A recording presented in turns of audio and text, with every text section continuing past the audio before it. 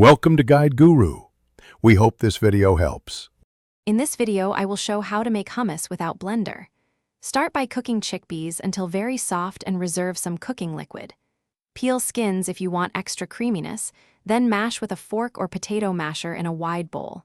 Add tahini, lemon juice, garlic, olive oil, and salt gradually while tasting. Adjust thickness with reserved liquid and chill briefly before serving for best flavor. And here I explain practical prep steps to save time and avoid a blender.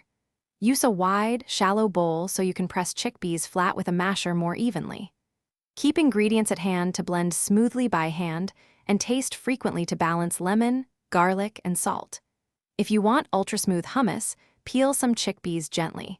It takes time but improves texture noticeably for homemade results. Now I help you turn mashed chickpeas into silky hummus with simple technique and timing. Work in batches and take breaks to scrape the bowl and fold ingredients. Patience makes all the difference. Balance tahini and lemon to your taste, then slowly stream in olive oil to emulsify slightly. If it seems thick, add reserved cooking liquid a tablespoon at a time until the texture feels just right and creamy. Thanks for watching. Consider subscribing if we helped you today.